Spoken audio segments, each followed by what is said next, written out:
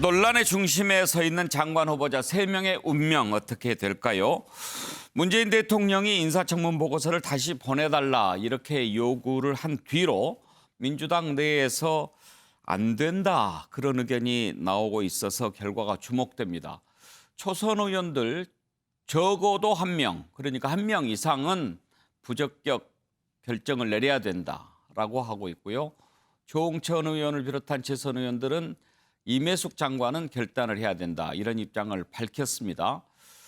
송영길 대표 취임 이후에 이제 처음 이런 문제가 불거지게 됐는데 자칫하면 청와대와 당 간의 갈등으로 비화될 소지가 충분하지요. 일단 청와대 이런 목소리를 좀 무겁게 받아들인다라고 밝혔는데 앞으로 남은 시간 어떤 변화가 있을지 궁금합니다. 오늘 당에서 나왔던 목소리들을 한번 들어보시죠.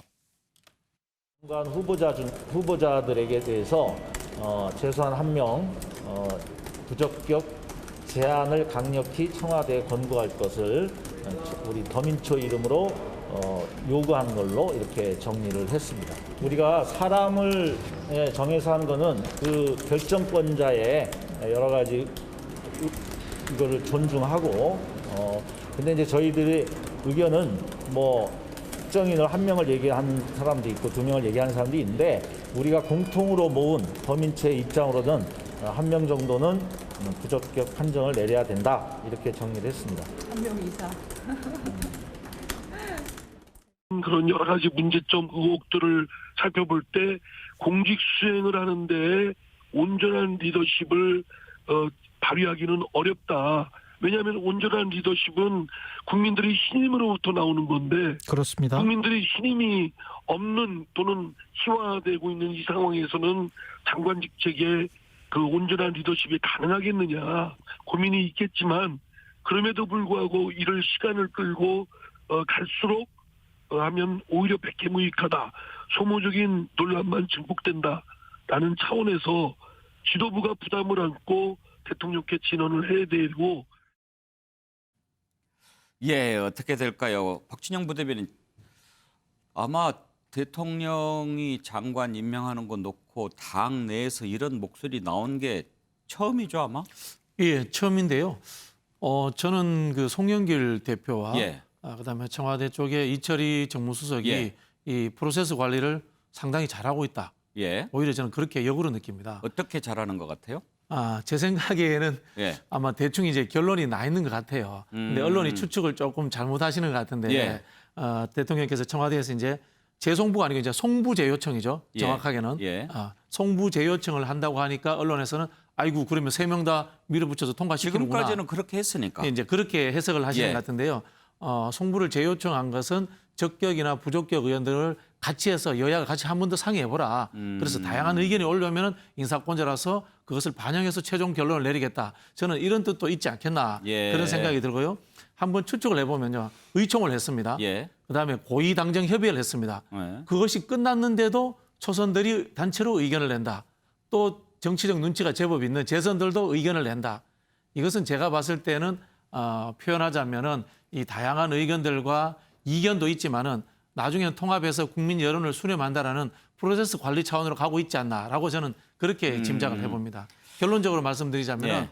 1명 정도 낙마하지 할 것 같다. 않을까 저는 그렇게 예상을 해봅니다. 그러니까 청와대와 당이 이미 그런 정도 의견 접근은 이뤘고 예. 당에서 이런 목소리가 나오는 모습을 보여주려고 한다. 예, 그러면 다만 한 가지 예. 누가 낙마될지에 대해서는 예. 아직 결론이 안 났을 수도 있다. 이렇게 근데 저는 굳이 예측을 해봅니다. 당에서 반대하는 목소리 나오는 것 봐가면서 결정할 필요가 있을까요? 그러면 대통령 부담되는 일 아닌가요? 아니죠. 그 과거에 이제 우리 권위주의 체제에서는 예. 대통령의 인사권이라는 것은 절대적인 낙점 이렇지만은 예. 지금은 이제 의견을 수렴하는 그런 과정도 존재할 수 있는 거고요. 문재인 대통령 아시겠지만 스타일 자체가 이 절차를 굉장히 중요시하다 보니까 흔히 하는 송부제요청도 마찬가지고요. 그런 절차를 좀 이해하시는 게 좋을 것 같습니다. 글쎄요. 그렇게 볼 수 있을 것 같기도 한데 윤경호 의원 동의하세요? 제가 지난주에 이런 비슷한 기류 혹시 나올 수 있다 이런 예. 얘기 하면서 배드캅 굿캅 얘기를 예. 했어요. 대통령이 어쩔 수 없이 이제는 악역을 맡을 수밖에 없다. 이제 남아 있는 1년 동안에는 차기 이제 대선 후보 중심으로 당이 갈 거고요. 그리고 새로 이번에 선출된 송영길 대표와 당 지도부는 그 차기 이 후보를 지원해주는 쪽으로 갈 수밖에 없지 않습니까? 그런 상황에서는 문재인 대통령이 이렇게 악역을 맡을 수밖에 없는 게 서로를 살리는 길이 될 수도 있다. 그러면 윤 의원께서도 지금 어느 정도 교감하에서 이루어지고 있다 저는 이렇게 보십니까? 충분히 그렇다고 봅니다. 그리고 이번의 경우는 사실 경중을 따지면 다른 때에 비해서 이게 그렇게 과한 일이냐 예. 이런 얘기 먹힐 만도 해요. 예. 그러나 지금은 오로지 여기에 지금 다 관심이 쏠려 있고 그다음에 더 중요한 건 김부겸 총리는 표결을 해야 되지 않습니까? 지금 뭐 180석 정도 되는 숫자가 지금 밀어붙여 버릴 수 있지만 예. 지금 이번 보궐선거에서 그러지 말라고 민심이 주문을 했으니까 그거 외면해 버리면 예. 이 다음에 더 큰 화를 입을 수 있다는 생각이니까 그런 여러 가지를 감안하면 김부겸 총리 청문회 아니 저 표결 예. 이것도 감안해야 되고 그다음에 민심 그다음에 더 중요한 건 이제는 악역 이 청와대가 그걸 좀 수용하려는 예. 듯한 자세가 아닐까 그런 점에서는 그 동안에는요 대개 이 상황에서는 자진 사퇴를 했죠. 예. 그러나 이번에는 지명 철회를 지명철회. 하는데 예, 그게 모양상 예. 당의 의견을 수용해서 대통령이 그렇게 따라간다. 이렇게 되지 않을까 저는 그렇게 전망합니다. 몇 명 할 것 같습니까? 숫자는 물론 과거에요. 어느 시점에 장관 인사에서 통일부 장관과 국토부 장관을 놓고 두 사람을 다 낙마시켜야 된다는 결격 사유가 있었는데 예. 제가 뭐 이미 지나간 얘기니까 뭐 구체적인 실명은 예. 말씀 안 드리겠습니다만 통일부 장관을 건지기 위해서 국토부 장관만 낙마시킨 경우가 있었거든요. 제가 보기에 이번에도 결국 임모 과기부 장관의 경우는 이 과학기술계에서의 반대 목소리가 굉장히 크다는 얘기가 지금도 나오고 있고요. 박모 해수부 장관은 지금 현직 차관이잖아요. 해수부 내에서는 굉장히 능력 있고 신망이 있다. 또 하나 중요한 게 이번에 그렇게 무리를 빚었는데 그 다음에 나온 뉴스 중에 하나가요. 그 박준영 후보자의 재산 등록 예. 현황을 1억 8천만 보니까 원인가? 예. 정말 뭐 2억 얼마밖에 안 되는 예. 굉장히 엇박자인 그 상황이 좀 나타났어요. 그런 저런 걸 감안하면 아마 임혜숙 과기부 장관 하나 정도 선으로 임 장관이 될 것이다. 예. 임 장관 후보자가 저는 뭐 그렇게 총타를 짐작을 맞을 해봅니다. 것 같다. 최수영 평론가 그런데 이철희 정무수석 네. 첫 일성으로 아닌 것은 노라고 하는 참모가 되겠다 그렇게 얘기를 그랬죠. 했잖아요. 네, 네. 그 뒤로 뭐 이렇게 저렇게 당청 간의 가교 역할도 많이 하는 것 같은데 네. 이번에도 그런 역할 좀 할 수 있겠죠? 본인이 뭐 전 국회의원 출신이기도 하지만 어떤 민심의 흐름을 읽는 정치 컨설턴트 혹은 뭐 정치 평론도 오래 하지 않았습니까? 예. 그래서 그런 민심의 기류 변화에 굉장히 그 익숙하고도 민감하게 받아들이는 분인데 저는 이렇게 생각합니다. 그러니까 대선이 지금 1년밖에 안 남았잖아요. 그럼 이런 상황이라면 여당 입장에서는 지금부터 하는 모든 정치 행위가 집권 전략이고 야당으로서는 대선 전략입니다. 그러니까 지금부터는 어떤 사안의 돌발, 그러니까 맥락 자체가 중요한 게 아니라 그 지형이 어떻게 전개될 수 있는가에 대해서 굉장히 신경 쓸 수밖에 없어요. 제가 지금 자료를 하나 봤더니 지난 5월 5일 리얼미터 여론조사에 보면은 절대 지지하고 싶지 않은 정당 1위가 민주당입니다. 39.7이고 국민의힘 31.5 예. 제꼈어요. 예. 과거에는 반대였는데. 예. 그리고 중도층이 33%라고 난 중도층이다 얘기한 사람이 33% 치솟았는데 보수는 26% 변함이 없어요. 그럼 이게 어디서 받겠습니까? 그렇다면 지금 민주당이 뭘 읽어야 하냐면은 민심이 떠나가고 있다는 걸 정확하게 지금 4월 7일도 선거 결과도 있지만 실제 지금 흐름이 기저에 가고 있다는 거죠. 그런데 지금 새로운 지도부가 들어왔는데 새로운 지도부가 또 다른 청와대 출장소 중에 한 지도부라고 평가받으면 곤란하지 않습니까? 대선 관리 지도부인데. 예. 저는 그렇기 때문에 대통령께서 14일까지라고 다소 이례적으로 연장을 좀 더 예. 줬어요. 그것은 과거 같았으면 이틀 정도 주고 그냥 강행했을 겁니다. 그런데 4일 정도 준 거는 뭔가 그쪽에 여지를 좀 주는 예. 그런 메시지를 좀 읽히고 그다음에 그렇다면 당이 여기에 어떻게 해야 되는데 지금 송영길 대표 입장에서는 되긴 됐는데 지금 항상 구도 속에 있는 거예요. 민생 대 개혁으로 갈지 비문 대 친문의 또 상황에 서 있고 그리고 또 민심과 당심의 괴리를 또 어떻게 할 건지 이 고민에서 지금 정말 최초의 리더십 시험대에 들었는데 저는 송영길 대표가 아마 이런 모든 것들을 조금 종합하는 측면에서 어떤 형태로든 당에다가 이철희 정무수석을 예. 통하든 직접 대통령께 말씀하든 저는 전달하리라고 봅니다. 그래요. 김한규 대표 여론도 보면 지금 장관 3명 그대로 임명해서는 안 된다 이런 여론이 더 높죠. 네, 저는 그래서 그 민주당 내 초선 모임이라든가 어떤 송영길 신인 대표가 그래도 이런 좀 제 목소리를 내는 것에 대해서 되게 좀 반갑다 이런 생각이 듭니다. 왜냐하면 지난 4년 동안 사실 그런 목소리는 거의 들린 적이 없었거든요. 예. 그래서 사실은 어떻게 보면 이번 보궐선거의 결과가 어떤 국민의 어떤 민심을 반영한 것이라면 이런 후보자들에 대해서 일부 후보자들에 대해서 국민들이 굉장히 부정적으로 생각한다 하면은 적어도 이 당내에서 목소리 나오는 것은 되게 바람직하고요. 예. 그래서 뭐 아까 박지원 부대변인 뭐 말씀대로 이게 하나의 프로세스고 결국은 한두 명 내지 한 명 정도가 낙마하는 과정이라면은 저는 뭐 이것도 하나의 일종의 정치 행위니까 예. 국민들에게 점수를 딸 수 있다 생각하는데요. 딱 하나 좀 그 마음에 걸리는 게 이제 문재인 대통령께서 이제 4주년 취임 그 연설에서 뭐 이미 이런 말씀하셨거든요. 야당에서 반대한다고 해서 이제 검증이 실패한 것이라고 예, 이제 생각하지 실패한 건 않는다. 이건 아니다. 뭐 모든 언론에서 다 보도된 내용인데요.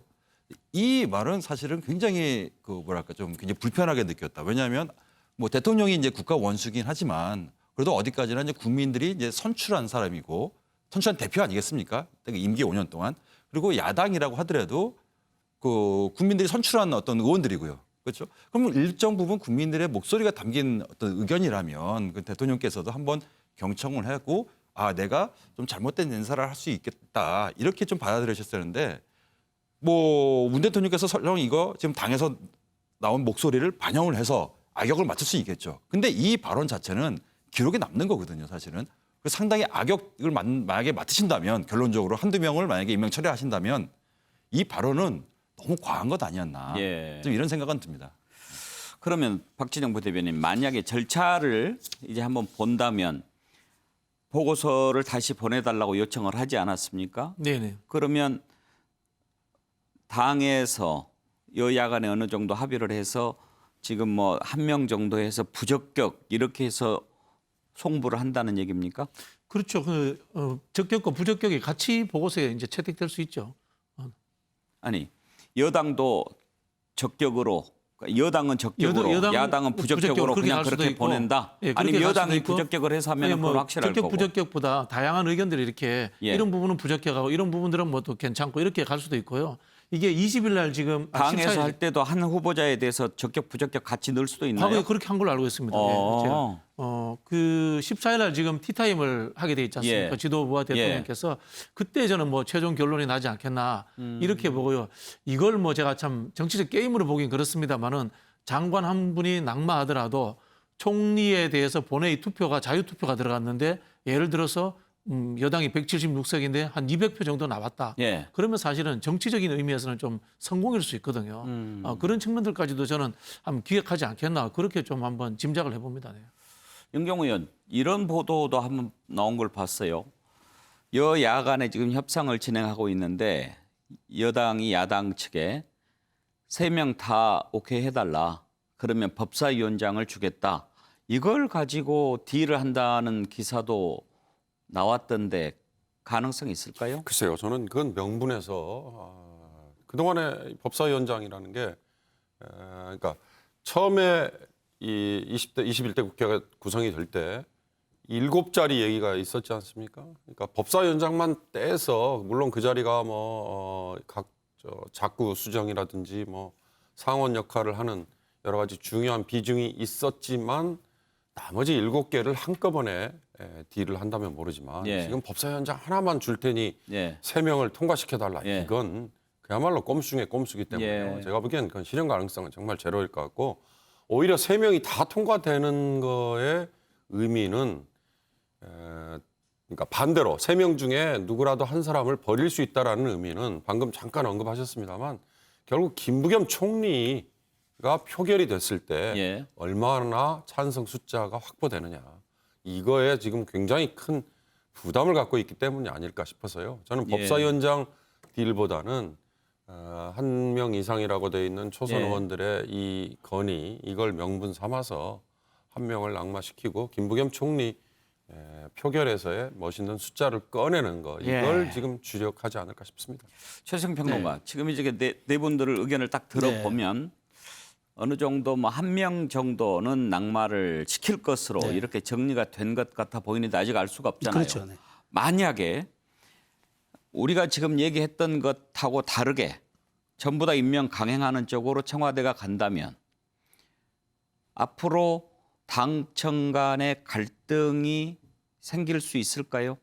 당연히 생기죠. 네. 그거는 균열이 시작되는 바로 징후라고 봐야죠. 그거는 송영길 대표의 처음 어떤 그 당대표로서의 취임한 이후에 처음 작품 아닙니까? 근데 여기에 대해서 청와대의 뜻에 다 밀려서 민심을 반영하지 못했고 소속 의원들조차 초재선 의원들의 목소리조차 반영하지 못한 리더십이라면 큰 상처를 입을 수밖에 없고 대통령께서 1년도 채 남지 않은 이제 임기에서 밀어붙인다면 5기 인사. 우리가 정책의 실패는 뭐 그냥 실패라고 얘기하지만 인사는 참사라고 표현해요. 왜냐?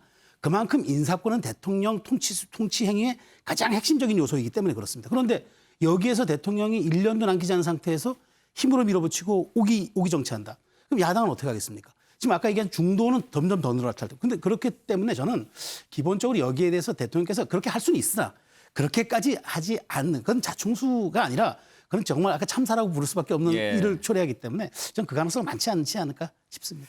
그래요. 대선으로 가는 과정에 어떤 일어나고 있는 프로세스다. 그런 지적이 좀 와닿군요.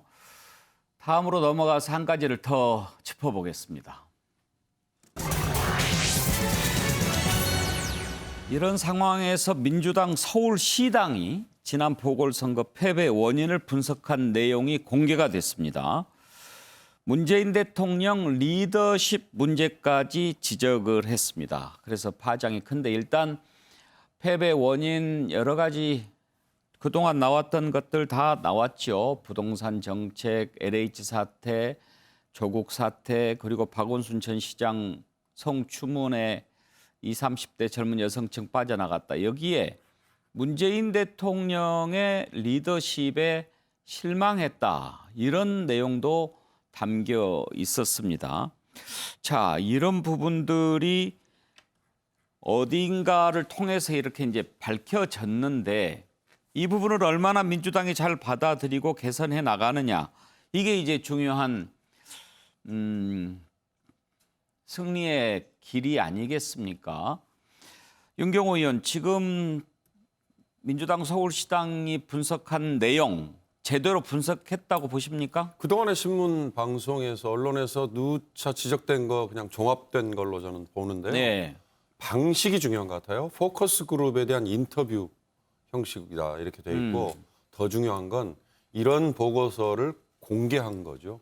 지금. 현재는 한 언론사가 입수해서 단독으로 보도가 된 내용이죠. 그래도 뭐 이건 강의. 의도적으로 사실은 뭐 그 언론사에게는 보십니까? 미안한 얘기입니다만 이건 의도적으로 좀 흘렸다고 봐야 될 것 같아요. 저는 지난번 선거 이후에도 그런 얘기 드렸습니다만 이건 문재인 정부의 5년 중에 처음으로 이루어진 중간평가가 이번 보궐선거에 대한 평가였다. 예. 사실은 서울시장이든 뭐 부산시장이든 상관없이 지자체장 선거는 보궐선거라 하더라도 우리의 생활을 바꿔야 되는 행정 업무를 총괄하는 사람을 뽑는 뭐 이런 선거로 만약에 성격 규정을 해 나갔으면 정치적인 의미가 부여가 되고 뭐 이렇게 중간평가 뭐 이렇게까지 가지 않을 수 있었을 거예요. 근데 이번의 경우는 하필 양쪽 다 전임자들의 성 비위 문제 뭐 이런 걸로 출발이 됐고 거기에 느닷없이 뭐 정책에 대한 평가 그리고 도덕성에 대한 평가 이게 막 어우러져 버렸지 않습니까? 예. 정책은 부동산 정책의 실패 이거 하나로 그냥 모든 게 다 녹여져 버렸고요. 도덕성에 대한 평가는 내로남불 이 한마디로 다 끝나버렸지 않습니까? 이걸로 인해서 중간평가였는데 이 중간평가의 매를 처음 맞은 것 치고는 너무 세게 맞아버린 그리고 중간이라고 하기에는 너무 후반부에 지금 나와버렸으니까 그런 점에서 지금 충격 속에 헤어나지 못하고 있는 건데 이렇게 공개가 되고 그러면서 누구나 알고 있는 이 문제점에 대한 답은 또 답도 어찌 보면 쉽게 예. 체득이 될 수 있는 거니까요. 그런 거니까 그리고 무엇보다 국민의힘이 잘해서 표를 줬다라고 얘기한 분들이 불과 뭐 3% 7% 뭐 예, 이거밖에 안 됐다 예. 그렇지 않습니까? 이제 그런 점에서 그건 뭐 국민의힘도 인정했으니까. 네, 그것도 인정했으니까 거기도 인정했으니까 그런 점에서 이렇게 먼저 매를 맞은 거에 대해서 먼저 옷을 벗고 그다음에 또 이렇게 노력하고 있습니다를 보여주면 희망이 좀 보일 수도 있겠죠.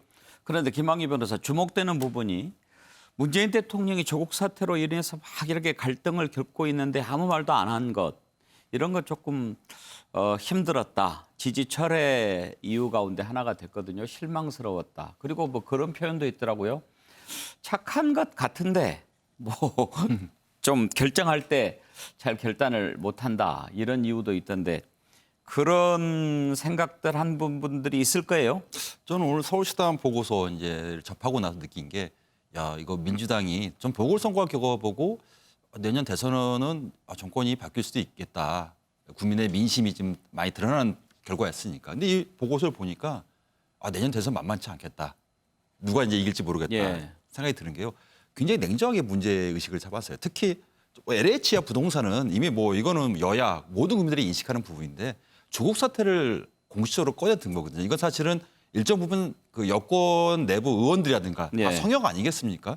사실 뭐 조국 전 장관이 공직자이긴 하지만은 뭐 공직자의 비리라든가 비위는 어디든지 다 늘 어느 정권에 있었던 건데, 근데 이 사건은 왜 국민들이 특히 중도층한테 왜 배신감 내지는 힘들게 만든 거냐면 태도였거든요. 태도. 정부 내지는 여권에 대한 태도. 특히 여권에서 일부에서 뭐라고 얘기하냐면 조국 사태, 작년 총선에서 압승하지 않았습니까? 근데 조국 사태는 검증됐다. 국민들한테 아무 문제 없는 거 아니겠냐. 이렇게 사실 말하는 의원들이 많았어요. 그러면 이 국민들에게 또 자괴감을 주는 거거든요. 왜냐하면 그 보궐선거 끝나고, 총선 끝나고 보궐선거 중간에 그 조국 장관 배우자의 판결이 선고되거든요. 근데 그 법원 판결문은 언론에서 많이 보도가 되었고 또 일부 그 입수해가지고 전문가들이 또 그 분석도 하지 않았습니까? 그러면 사법 판단에서 적나라하게 조국 전 장관이 해명이 거짓으로 드러난 거예요. 그럼 그 즈음에서는 예. 여권이라든가 이런 데서 좀 입장이라든가 태도를 바꿨어야 되는데 그렇지 않았거든요. 이 부분에 대해서 근데 이 보고서는 예. 문제 삼은 거에 대해서는 저는 이건 좀 가치가 있지 않나 봅니다. 예, 최종평 근데 농가는요. 저는 사실 이 보고서를 보면서 정치권의 금원 하나가 딱 떠올랐어요. 예. 왜냐하면 이런 선거, 중간평가 이런 선거에서 야당은 승리하지 않는다. 여당이 질 뿐이다. 라는 정치권의 금원이 있습니다. 야당은 승리하지 않는다. 여당이 지는 것이다. 자, 이거는 아까 좀 전에 윤경훈 의원님 말씀하신 4.7 재보선에서 국힘 후보와 정책이 좋아서 찍었다는 사람이 7%라고 그게 방증하는 거예요. 그러니까 저는 어쨌든 이번 선거에서 야당이 조금 우세를 보였던 것도 그게 이른바 탄핵의 강을 건넜기 때문에 지난해 김종인 대표가 어쨌든 5.18 묘지를 가고 또 아주 탄핵에 대해서는 이제 어느 정도 선을 그었잖아요. 2번은 사과하면서. 근데 지금 민주당 입장에서는 사실은 좀 금기어처럼 된 불편한 진실, 이른바 조국 문제. 이 문제를 지금 서울시당이 꺼내든 거란 말이죠. 이제 공론화 작업을 거치는 거죠. 그럼 조국의 강을 건널 수 있느냐. 이 여부가 굉장히 내년 대선 집권에서 가장 중요한 민주당의 화두가 될 텐데 그게 일단 나왔다는 점에서 여당이 질 뿐이었는데 다시 이길 수 있는 방법을 찾아낼지는 제가 모르겠습니다만은 이게 어쨌든 수면 위로 올라왔다는 점에 대해서는 상당히 저는 의미 있는 보고서다. 그다음에 FGI라는 이게 방식이 굉장히 치밀한 방식이라서 이게 여론조사 방식에서는 굉장히 그 신뢰도가 높은 방식으로 저는 평가받고 있는 것을 알거든요. 그렇기 때문에 이 문제가 이제는 어쩌면 예. 뜨거운 감자가 될 수도 있겠다는 생각이 듭니다. 박진영 부대변인이 상당히 엄숙한 표정으로 듣고 있습니다. 그런데 지금 이제 이 보고서에서 폐인을 분석했다는 것은 환자로 따지면 이제 진단을 한 거잖아요. 네, 네, 네. 아파서 왔는데 네, 네. 어디가 안 좋은가 이렇게 네, 네. 이제 들여다본 거고 이래서 이런 병이 걸린 것 같다.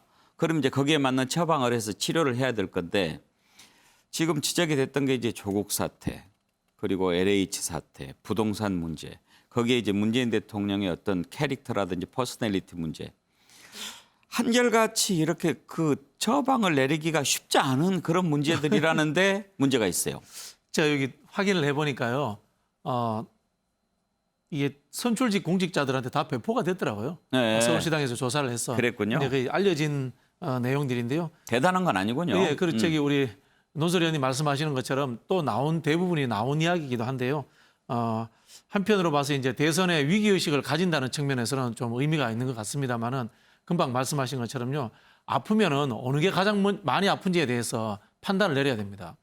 최근에 제가 손목이 아파서 예. 사실입니다. 병원에 갔는데요. 예. 뭐 이 통풍이 40%, 류마티즘이 20%, 그다음에 뭐 비타민 D 결핍증이 10% 이렇게 이야기를 하더라고요. 그러면 우선 치료는 통풍부터 해야 되는 거지 않습니까? 논문이라든가 보고서라는 것도 범위와 한계 그다음에 어느 것이 더 주요 상수인가, 주요 변수인가 이런 것에 대해서 이야기가 나와야 되는데 그렇지 않고 좀 나열했다는 측면에서 언론의 비판거리 또는 야당의 비판거리만 제공했다라는 그런 비판도 저는 받을 수 있다. 이런 생각이 들고요. 특히 그냥 금방 말씀하신 것처럼 조국 장관 문제와 대통령의 통치 스타일의 문제는 쉽게 해결할 수 있는 부분이 아니지 않습니까? 그렇죠. 앞에 부동산 문제와 LH 문제에 대해서도 좀 더 집중해서 이야기한다면 저는 LH 문제와 부동산 문제에서 민주당 소속의 국회의원들과 주요 정부 요직에 있었던 분들의 내로남불 문제 왜 지적을 하지 않느냐. 좀 더 구체적으로 갔어야 돼요. 그런 부분들이 존재하는 거고요. 조국 장관 문제는 지금 조국 장관 문제가 민주당 핵심 지지층이 팬덤화되어 있는 경향이 있는데 이걸 지금 계속해서 끄집어내는 것들이 해결할 수 있는가? 이거 한번 생각해 봐야 됩니다. 그리고 단계별로 사과를 해왔습니다. 총선 때 심판받았다라고만 이야기했습니다만은 총선 전에 거기에 대해서 이해찬 대표가 사과를 했습니다. 최근에 조국 장관이 또 사과를 했습니다. 그럼 이걸 가지고 어떻게 해야 됩니까? 176명 국회의원이 무릎 꿇고 사과해야 됩니까? 나중에 21대에 처음 들어온 국민들은 조국 장관과 관계없이 또 들어온 사람들입니다. 따지고 보자면요. 이런 전략적 판단도 해서 쓰는 것이 저는 훌륭한 보고서인데 그런 부분에서 좀 아직도 해결 못할 과제를 던지는 측면도 존재한다는 측면에서 다시 한번 우리가 이거에 대해서는 내부적으로 깊이 한번 검토해 볼 문제가 있고 그 검토에는 해결점을 같이 가지고 검토해야 됩니다. 다음 이슈로 넘어가려고 그랬는데 박진영 부대변인 얘기할 때 김한기 변호사가 고개를 갸우뚱해요. 동의하기 힘든가 봐요.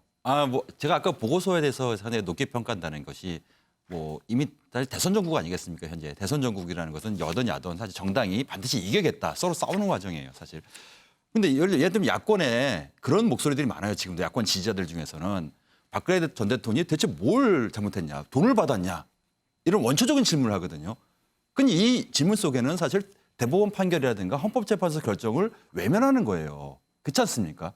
뭘 사실 돈 못 받았냐 이 반발이거든요. 그럼 조국 전 장관 측이라든가 본인이라든가 여권에서 사과했다고 그러지만 그 워딩을 정확히 보자면 뭐 정부적으로 책임이 있었다.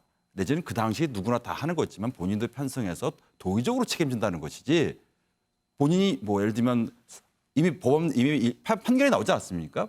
법적으로 무엇을 잘못했다고는 아무도 인정을 안 해요.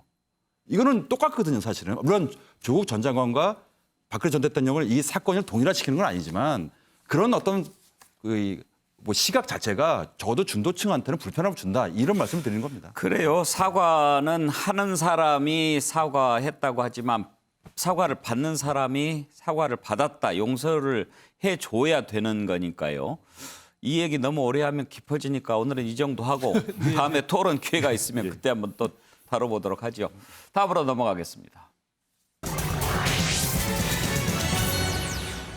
황교안 전 대표 과연 미국 방문에서 거둔 성과가 무엇일까요? 특파원들을 만나서 성과를 설명했는데 사실과 다른 내용들도 좀 있었습니다. 특히 커트 캠벨 NSC 조정관을 만나서 백신 관련해서 이런저런 얘기를 했는데 처음에 얘기했을 때는 화답했다 그렇게 자랑을 하기도 했다고 하는데 이수혁 주미대사 얘기는 이미 그분하고는 10여 차례 이상 만나서 다 얘기했던 내용이고 뭐 그렇게 주기로 했다 하는 내용이 아니고 노력하겠다 그런 의례적인 답변을 한 내용인데 좀 너무 지나치게 부풀린 것 같다 이런 내용을 밝혔습니다.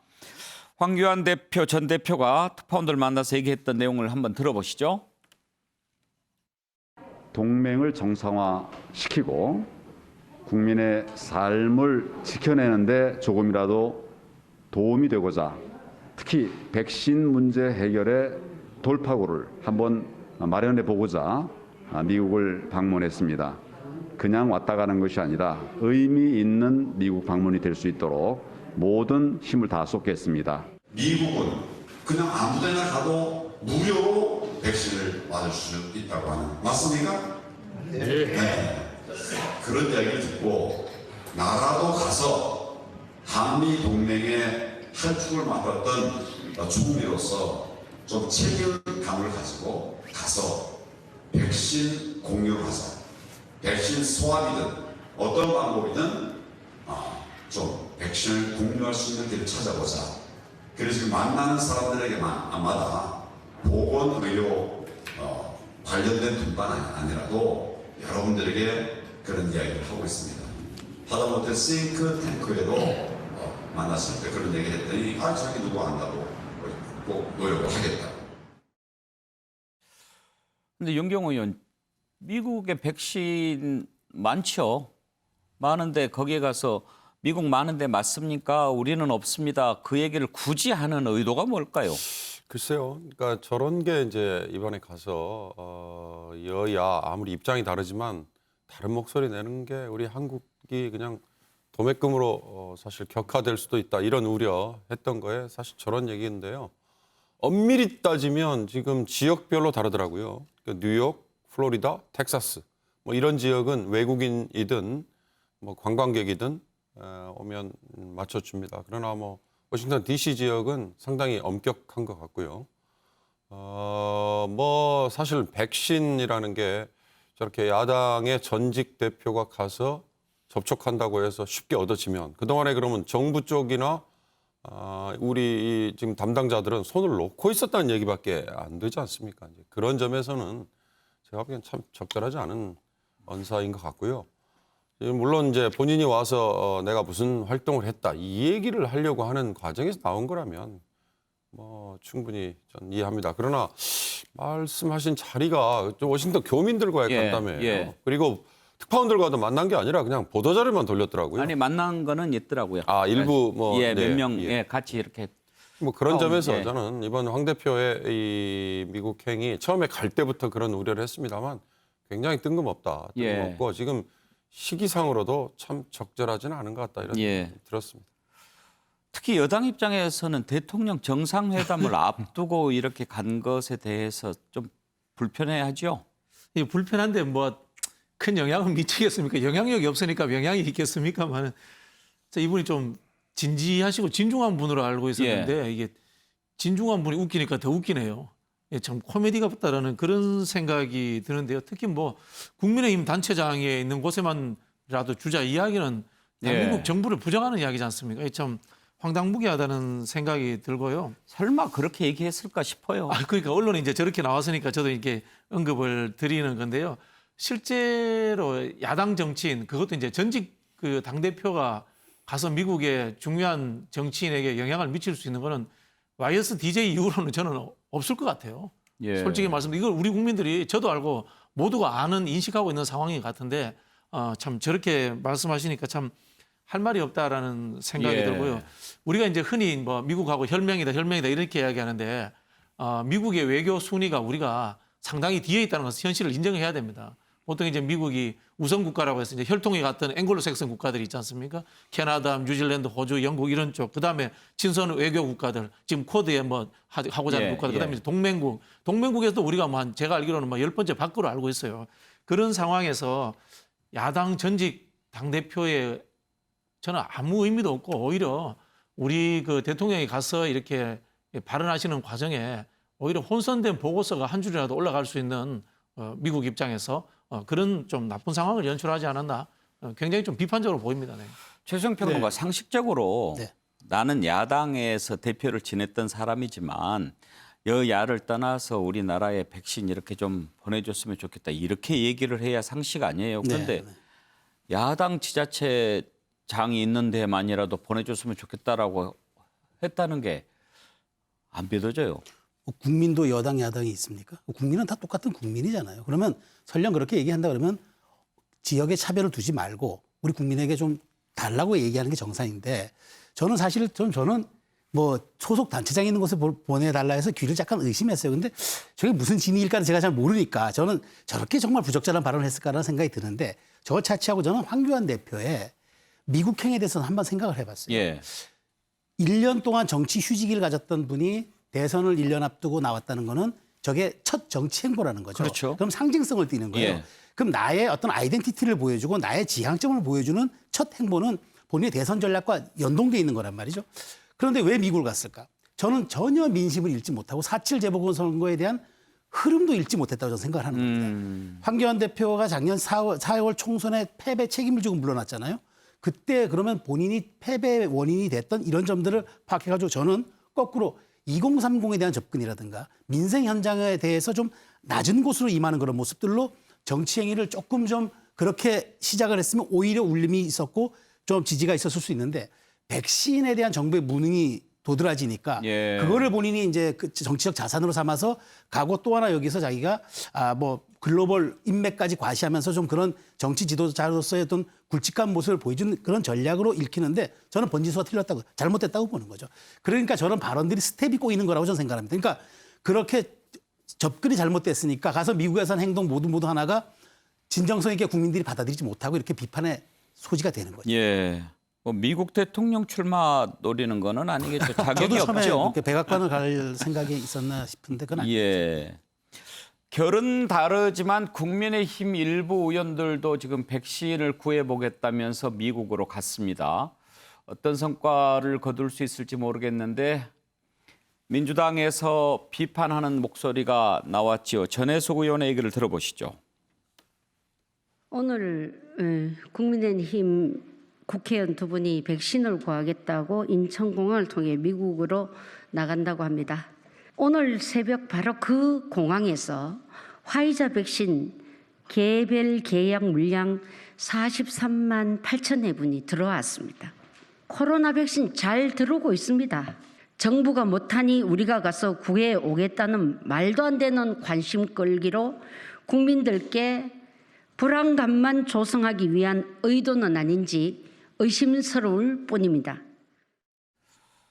김한기 변호사, 그래도 국회의원 두 사람이 갔을 때는 뭔가 가져올 거라고 하는 기대가 있어서 갔을 거 아니겠어요?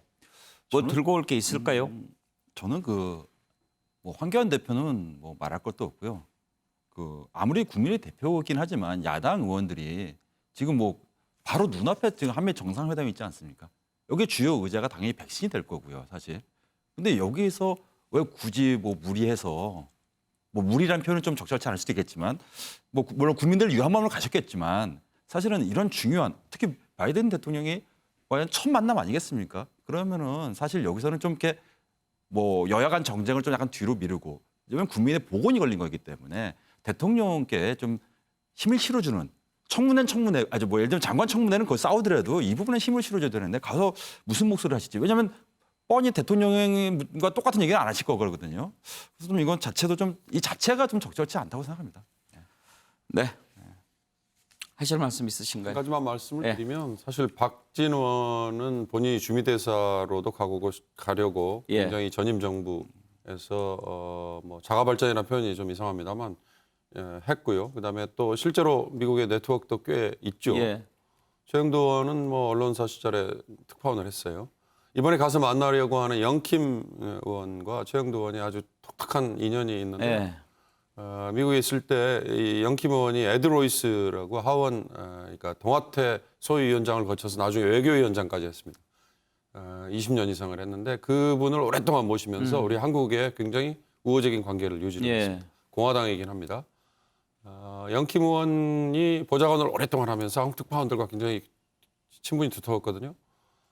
최영도 의원과 영킴 의원이 같은 나이예요. 예. 그래서 타이거 클럽이라는 이 사적인 어. 교류 모임을 예. 만들었어요. 거기에 예. 특파원들이 몇 명이 같이 했거든요. 저도 그 멤버 중에 하나. 그래서 왜 양쪽에 타이거 사실은 클럽이에요? 타이거가 나이하고 연결이 되는 아. 그 횟수. 어. 그래서 양쪽의 의원이 동시에 됐을 때 굉장히 벅찬 기분이었죠.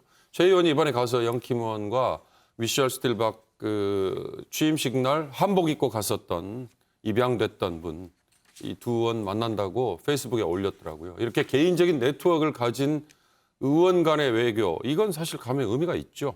그러나 이번에 가는 게 꼭 거기에 백신 사절단이라고 붙였어야 됐습니다. 예. 저는 그게 조금 아쉽더라고요.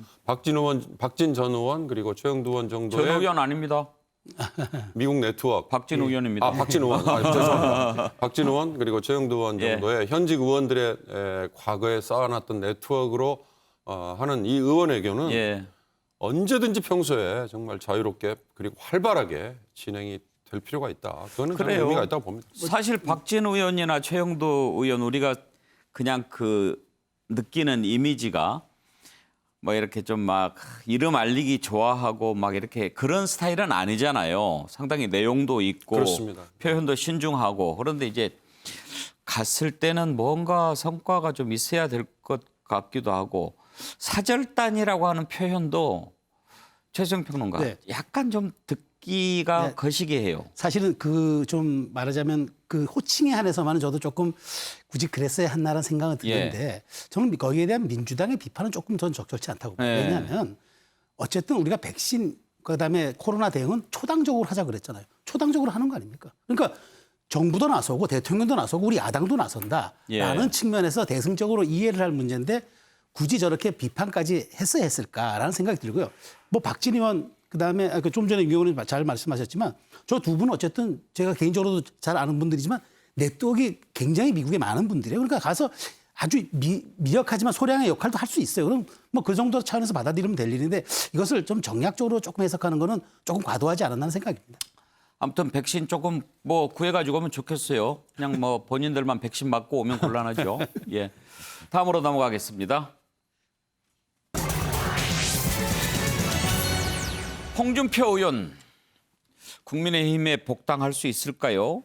복당하겠다고 신청서를 냈는데 당 내에서 반대 목소리가 좀 만만치 않습니다. 3번이나 글을 올려서 내가 왜 못 들어가냐, 억울하다 이런 입장을 밝히면서 복당 청문회라도 열어달라 그렇게 하고 있는데 일부 초선 의원들 좀 곤란합니다. 뭐 이런 목소리도 나오고 김기현 원내대표 원칙적으로 뭐 반대하는 건 아닌데 급한 문제 아니다 이렇게 또 시간을 끌고 있어서 홍준표 의원 좀 답답해하는 것 같습니다.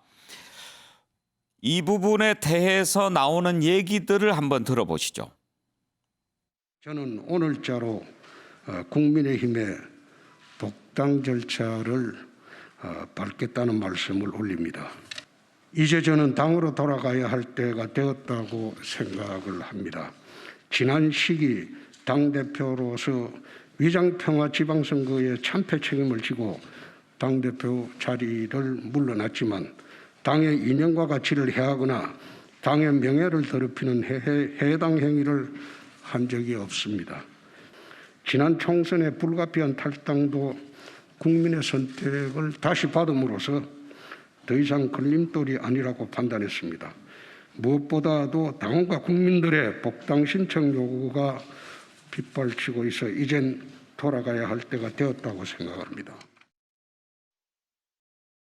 저는 뭐 중립적이에요. 근데 이제 문제는 저는 이번에 심판 보려고 그래요. 저는 제 입장만 밝히지 않고. 근데 문제는 당 깨질 것 같아요. 홍준표 복당 문제 때문에 이제 좀 거중 조정해야 된다, 좀 책임감 있게 나가야 된다는 생각을 가지고 있고, 홍 대표가 과거의 잘못에 대해서 진심으로 반성하고 숙일 때도 있어야죠. 사람이 뭐 어쨌든 근데 문제는 지금 당 내에서 선수에 따라서 온도 차이가 많이 나요. 그래서 초선 재선은 대체로 반대가 강하고요. 그 위에 다선은 뭐 찬성 쪽인데 이제 문제는 숫자가 초선 재선 합한 게 훨씬 많아요.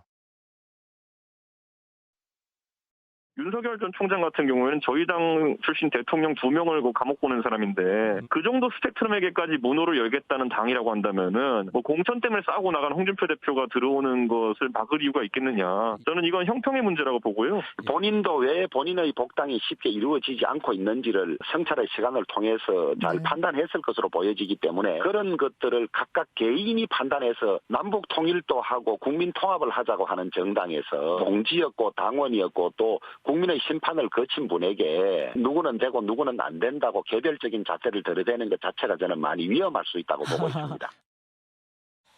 최수영 평론가 지금 당내 여러 가지 의견을 들어봤는데 초재선에서 좀 반대 목소리가 크게 나오는 이유는 뭐죠? 그러니까 저분이 이제 뭐 막말 프레임에도 좀 쌓여 있고 그다음에 이제 저분이 이제 당 대표로 있을 때 이제 어쨌든 지방선거를 졌잖아요. 그러니까 그런 점들에서 혹시 저분이 들어오면 홍 의원이 들어오면은 당의 또 다른 이제 어떤 그동안 좀 쌓았던 중도의 클릭이 조금 흔들리지 않을까 그런 우려 때문인 것 같은데 저는 사실 이런 생각입니다. 홍준표 의원 하나가 들어와서 당이 흔들릴 정도라면 그건 집권을 하기가 어려운 정당이죠. 그 정도 포용성과 다양성, 그다음에 그 정도의 열린 문호에 대한 그런 정당으로서의 가능성 없이 어떻게 집권을 이야기하는 정당일 수 있습니까? 그냥 대승적으로 폭넓게 받아들이면 될 일입니다. 그리고 홍준표 의원이 거의 정치하는 평생을 빨간 넥타이 매시던 양반인데 어저께 푸른색 계열의 넥타이하고 마스크까지 쓰고 났어요. 그러니까요. 내가 변했다라고 말을 직접 하긴 뭐하니까 드레스 메시지로 보여주는 거란 그래서 말이죠. 그랬군요. 예, 그럼 저는 역시 메시지죠. 어제 제가 네. 이걸 보면서 파란색 넥타이 찼어요. 마스크도 파란색이었어요. 마스크도 그래서 파란색이었어요. 패널들한테 한번 물어봤어요. 저 무슨 의미입니까? 네. 아하. 근데 확실하게 얘기하는 분이 없었는데. 네, 본인이 내가 역시. 변했다는 메시지죠. 근데 본인이 그렇다고 정치 5선이 되신 분이 내가 그동안 잘못했습니다. 앞으로 들어가 잘할 테니 날 좀 받아주시오. 이거는 그렇게 하는 건 아니지 않습니까? 그럼 본인이 저렇게까지 얘기했으면은 당이 문호를 개방하고 좀 열린 자세에서 열린 태도에서 받아들이면 될 문제인데 저분의 입당 하나가 무슨 당의 정체성과 존립을 흔들 정도로 저렇게 격렬하게 반응하는 거는 지금 당이 그렇게 지금 탄탄하지 못하던 그런 방증이란 말이에요. 그러니까 저는 이 문제에 대해서 너무 신경 쓸 거 없다는 생각이 들고 그다음에 새로운 신임 대표가 선출되면은 지금은 김기현 원내대표 체제의 비대위니까 새로운 대표가 선출되면 이 문제는 저는 깔끔하게 정리해서 통합정당 그다음에 수권한 윤석열 총장, 안철수 대표까지도 받아들이는 정당에서 왜 홍준표 의원은 또 못 받아들이는 이유가 또 뭐가 있을까요? 저는 그렇게 생각합니다. 그걸 드레스 메시지라고 네, 그러는군요. 옷 입은 걸로 그렇죠. 예, 메시지를 표현하는 거. 네. 그래요.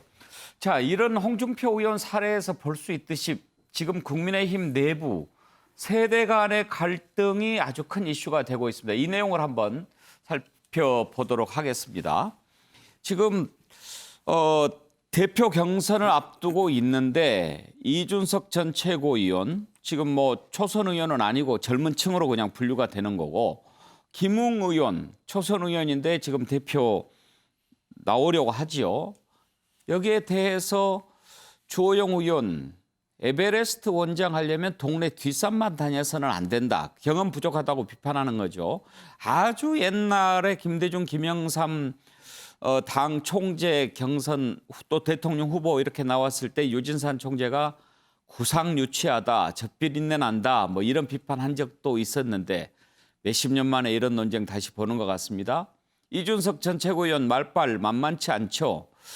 조영 대표 803만 5번 오르셔가지고 뭐 803 대구에 있는 거 아닙니까? 당신은 대구에서만 편하게 국회의원 5번 하지 않았느냐 이렇게 직격탄 날린 거죠.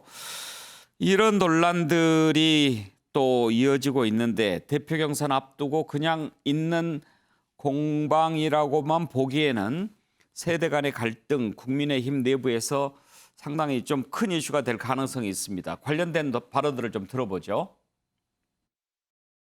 저는 초선들이 이 당의 미래를 고민하고 도전하는 것은 저는 바람직하다고 봅니다. 아주 중요한 선거인데 네. 개인의 어떤 정치적인 성장을 위한 무대로 삼아서는 안 된다. 우리가 에베레스트를 원정하려면 네. 동네 뒷산만 다녀서는 안 되고 예. 설악산이나 지리산 등 또 중간 산들도 다녀보고 원정대장을 맡아야 하지. 이 대선이라는 이 큰 전쟁을 예. 직접 경험해보지 않은 채 그냥 포부만 가지고 하겠다는 것은 저는 국민들이 잘 판단하실 거라고 생각을 합니다. 뭐 대선 캠프 경험이 제가 부족하다 생각하지는 않고요. 그리고 서울시장도 한 명 만들어봤습니다. 그리고 남들이 다 오세훈은 안 된다라고 할 때 저는 오세훈 시장을 처음 도왔습니다. 그러면 선구안도 저희가 나쁘지 않다 보고요. 그리고 그 안에서 캠프 안에서 잘했다 봅니다. 그렇기 때문에 뭐 제 나이대를 따지지 않더라도 당내에서 저보다 선거에 있어서 실적이 있는 사람이 많을까요? 뭐 에베레스트니 뭐니 이런 거는 정치적인 문법에 따라서 그냥 그 아저씨들이 하는 얘기고. 예, 자 윤경호 의원 이제 뭐 꼭 그렇게 표현하지는 않았지만 당신은 꼰대 뭐 이런 얘기죠? 그 지금 어느 기관에서 뭐 저 당 대표 후보 저 출마 후보의 적합도, 예, 지지도, 적합도, 예 보니까 2등이더라고요. 그랬어요. 예. 근데 나경원 전 원내대표가 1등이고. 근데 저는 나경원 주호영 원내대표가 4등인가? 그렇습니다. 예. 4등이에요. 숫자로 따지면 뭐 상당히 격차가 납니다. 아까 홍준표 의원을 얘기했는데 저는 이 국민의힘과 그 전 이름 바꾸기 전 정당으로 쭉 이어지는 걸 감안하면 2018년 지방선거 패배의 책임 그게 아마 홍준표 하면 딱 떠오르는 거고요. 그리고 황교안 하면 2020년 총선 패배의 책임. 이분들은 당대표였잖아요. 몸집이 컸지 않습니까? 바로 그런 점. 이준석 전 최고위원이라고 그러지만 이준석 씨도 사실은 엄밀히 따지면 미래통합당의 전 최고위원이죠. 그러니까 당의 형태가 좀 다르지 않습니까? 근데 왜 2등이 나왔을까를 따져보니까 주호영 전 원내대표하고 논쟁을 서로 하면서 이미지만 가지고 이렇게 뜨는 거에 대한 위험성 그 얘기를 했더라고요. 전 그게 굉장히 맞을 것 같아요. 정치라는 게 사실 국민의 생활을 바꿔주려면 조금 더 실질적인 문제 이런 걸로 어필을 해야 되는데 굉장히 지금은 이런 텔레비전 토론이나 아니면 뭐 시사 프로에 나와서 본인의 얘기만으로 쌓아올린 이미지 이거는 사실은 구체적이지 못할 수 있고 이건 오래가기가 힘들다. 그런 점을 좀 조언을 하고 싶습니다. 김한규 변호사, 어느 조직에나 갈등은 있게 마련이죠. 이제 그 갈등을 어떻게 승화시키느냐 하는 건데 지금 이 세대 논쟁이 국민의힘에 도움이 될지 안 될지 한번 생각해 봤으면 좋겠어요.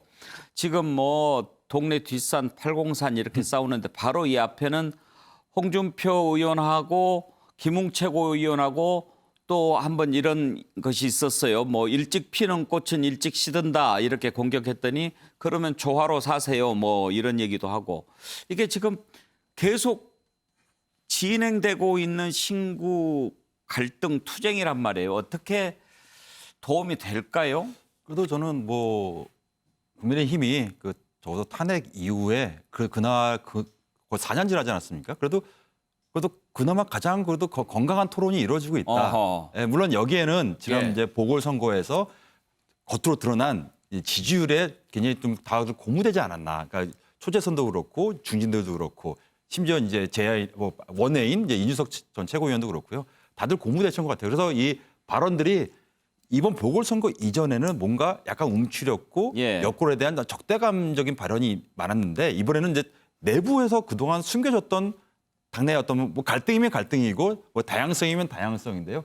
근데 저는 여기서 좀 약간 우려되는 것이 뭐 아까도 우리 얘기 나오지 않았습니까? 이부 야당이 잘해서 표준 거 아니라는 걸 좀 잠깐 조금 깜빡깜빡 하시는 것 같아요. 지금 본인들이 굉장히 잘했다. 예를 들면 아까 이준석 최고위원 30대로 알고 있는데 굉장히 젊은 의원 아니겠습니까? 근데 이분이 이제 오세훈을 자기가 만들었다. 뭐 이런 식의 발언을 하시는데 이게 바로 이분이 그 중진들을 겨냥해서 뭐 꼰대 아니냐.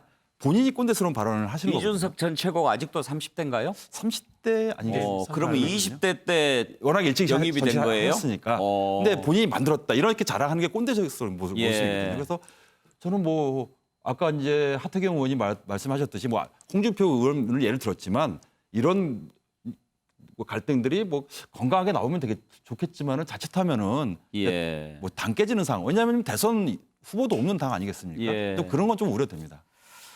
박진영 부대변인 얘기 들어볼 텐데 근데 김한규 변호사 이준석 전 최고 이야기하는데 서울시장도 만들어봤고 이 표현은 약간 거슬리지 않아요? 그러니까 아까 그 부분입니다. 그 본인이 사실 그게 전형적인 우리 젊은 20, 30대가 저 같은 이제 50대 이상들의 꼰대스러움에 대해서 굉장히 비난하고 저 역시도 항상 조심하고 있는 발언이거든요. 예를 들면 내가 뭘 했고 누굴 만들었고 그 발언이거든요. 그 발언을 가장 하지 말아야 되고 이준석 최고위원이 누군가를 비판할 때 그 지점을 삼았거든요. 근데 본인이 그런 발언을 하니까 좀 그 점은 좀 유감스럽습니다. 박진영 부대변인 저 논쟁 갈등 어떻게 해보시나요?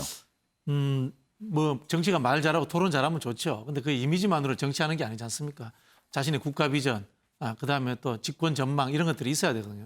당대표는 셀럽이 아닙니다. 지도자입니다. 제1야당의 지도자입니다. 이거 엄청난 국가 지도자급입니다. 국가 지도자급의 자리고요. 대선 후보가 뽑히면 런닝메이트입니다. 만약에 뭐 그럴 일은 없겠지만 제1야당이 집권한다면 정권의 넘버 2일 수 있는 자리입니다. 그런 자리를 가지고 이렇게 말장난 조롱하듯이 해서는 뭐 저는 안 된다는 생각이 들고요. 저는 오히려 좀 중진들께 좀 뭐하러 저렇게 말을 섞으시는지 그런 말씀을 드리고 싶고요. 뭐 수락산 803 이야기하는데 하나 수정하자면은 이 조영 의원님 지역구는 803이 아니고 비설산입니다. 제가 대구 사람으로서 말씀드리자면 803은 유승민 전 의원 지역구에 있는 산입니다. 수락산과 이제 지역구별로 산을 비교하자면 그런 식인데요. 사실 우리 민주당도 이번에 최고위원회 뽑아놓고 보니까 당대표는 굉장히 좀 이 체급이 있으시고 예. 정치적 웨이트가 있으신 분인데 최고위원들이 좀 왜소화되는 경향이 있고 이 정치가 이미지화되는 좀 경향이 있습니다. 예. 정치라는 게 이미지뿐만 아니고 정책, 전략, 사실은 조직까지 있는 거거든요. 예. 그런 부분에서 좀 우리 좀 언론에서도 그런 좀 이 것들까지도 검증될 수 있도록 좀 배려를 해주십사 하는 제가 부탁도 한번 드리고 싶습니다. 네. 혹시 조영 원내대표하고 가까우세요? 좀 개인적으로 아는데. 약간 그 마음 쓰는 게 느껴지는 것 같아요. 제가 뭐 고향이 그쪽이다 보니까. 네. 아, 그래요. 804이 아니고 어디요? 비슬산입니다. 비슬산도 1000m가 넘는 산입니다. 비석산? 비슬. 비슬. 예, 예. 비슬산. 네. 예, 최수영 평론가. 네, 제 사실 여기서 보면서 이제 이 구도가 중진대 젊은 정치인, 영남 텃밭대 수도권 험지마 이런 구도로 예. 비춰지는데 사실은 이 어떤 당대표 선거가 저렇게 좀 말리지만 저게 굉장한 메시지 싸움이거든요. 누가 더 프레임을 선점하느냐의 싸움인데 예. 저는 저런 점에서 두 분이 놓친 게 있어요. 그러니까 저는 어차피 산 논쟁을 보면서 느낀 게 에베레스트가 높은 것은 에베레스트가 높은 게 아니라 히말라야라는 산맥 위에 얹혀 있는 봉우리라서 높은 겁니다. 그런데 그럼 당대표가 되겠다는 건 내가 히말라야가 되겠다고 얘기를 했었어야지 그 에베레스트 산 등정 가지고 이게 산이 위치가 어디다. 저 논쟁은 사실은 약간 급이 낮은 논쟁. 에베레스트가 높은 것은 히말라야라는 히말라야에 산맥에 있기 얹혀 때문에. 있으니까 에베레스트가 높은 거예요. 그럼 명언이네. 나는 히말라야 예. 산맥이 되겠다고 이야기를 던지는 게 이 예. 개혁과 변화의 이 가운데 서 있는 국민의힘 당대표 출마자들이 할 수 있는 저는 그 메시지로 가야 국민에게 울림과 호소력이 있는 거지 저렇게 지금 산 논쟁을 가는 게 물론 아까 제가 함의가 중진대 최수영 젊은 정치 평론가는 조영 원내대표랑 안 가까워요? 뭐 좀 가르쳐 주지 그거. 아니 잘 모르. 제가 뭐 이거 제가 정말 제가 이거 드리고 싶은 말씀. 저는 예. 국민의힘이 국민에게 다가가려면 그렇게 당 대표들이 최소한 한 좀 우리가 일상을 뛰어넘는 상상력과 그런 메시지를 던져야 되지 않느냐. 전 그 말씀 드린 겁니다. 얘기하신 김에 한 가지 네.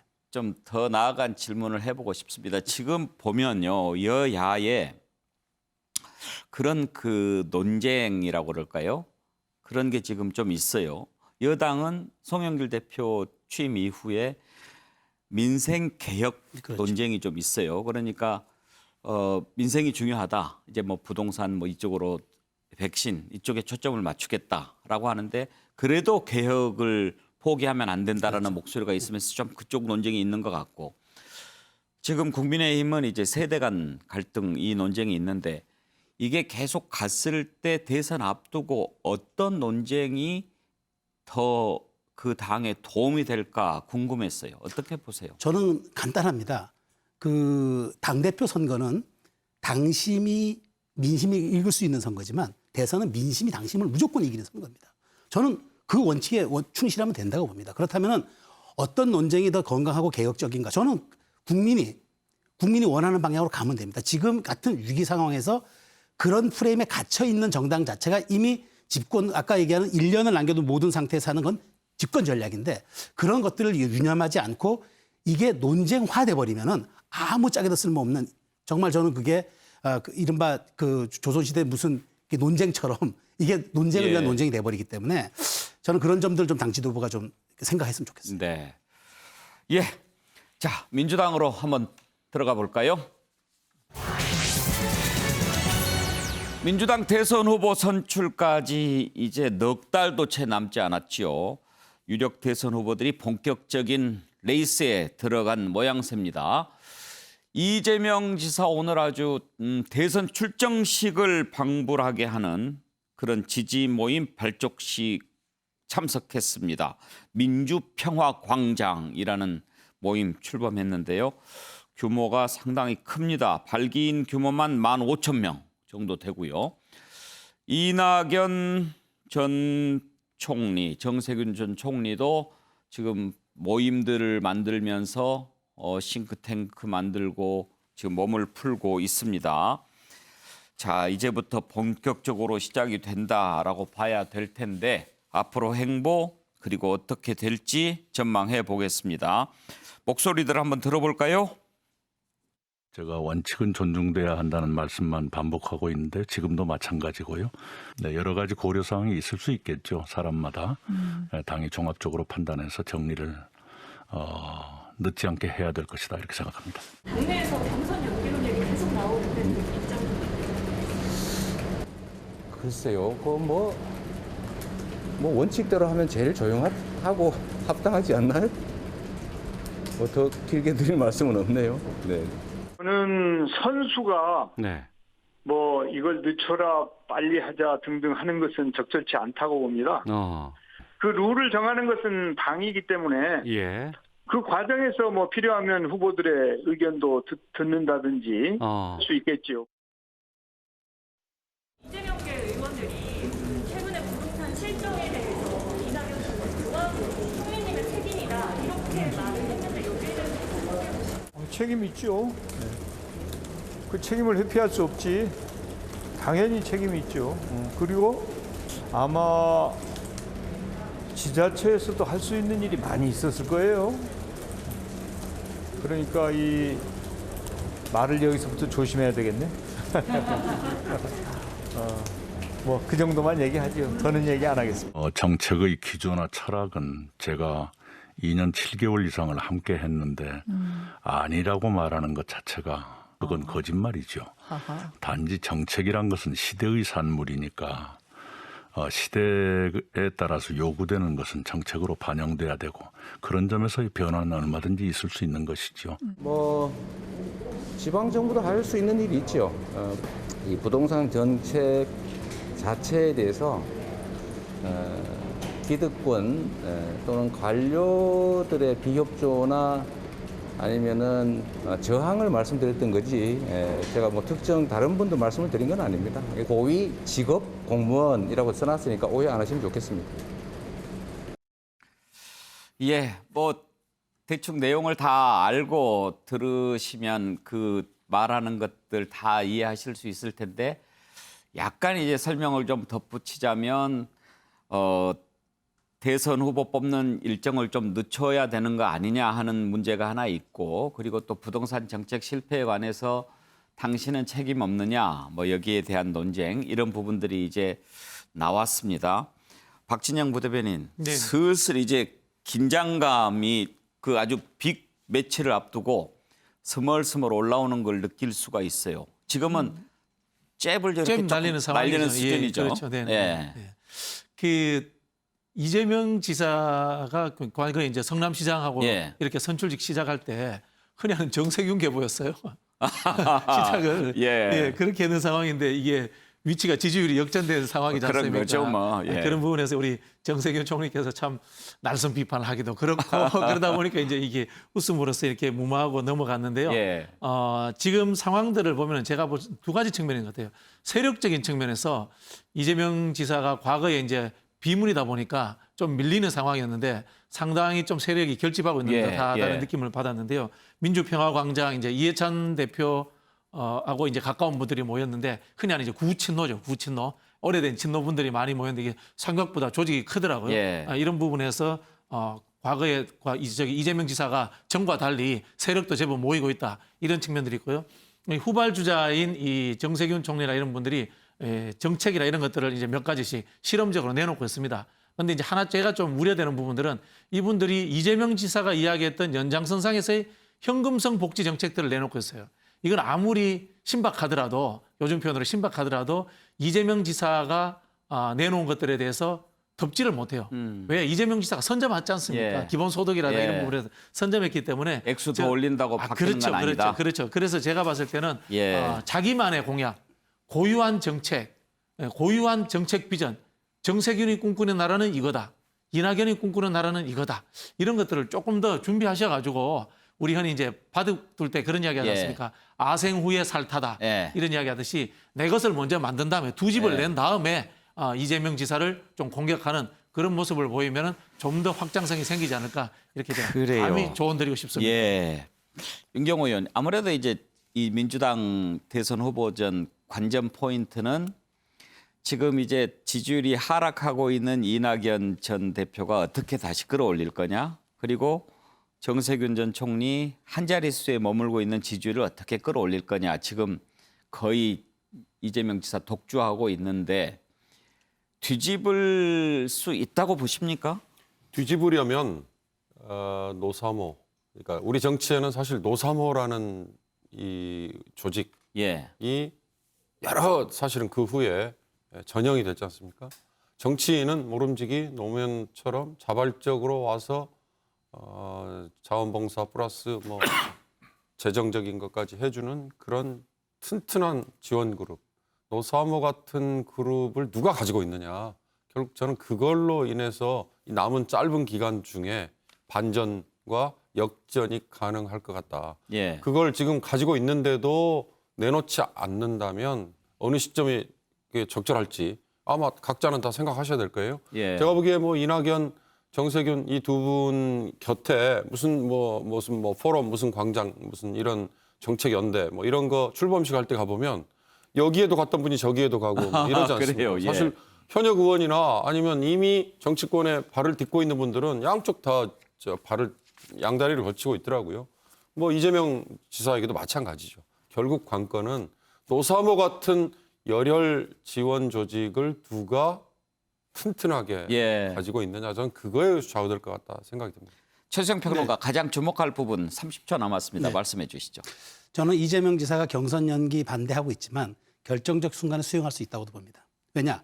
그것이 본인이 대세를 더 굳힐 수 있는 지름길일 수도 있기 때문이죠. 그렇기 때문에 지금 논쟁이 오히려 흥행을 위한 한 요소로 작용할 수도 있을 것 같고 저는 이재명 지사가 저렇게 부드러운 메시지를 던지지만 어쩌면은 승부사로서의 결단의 순간에 또 하나의 카드를 던짐으로써 본인의 인지도를 더 올리는 그런 상황이 올 수도 있다고. 앞으로 더 흥미진진해지겠죠.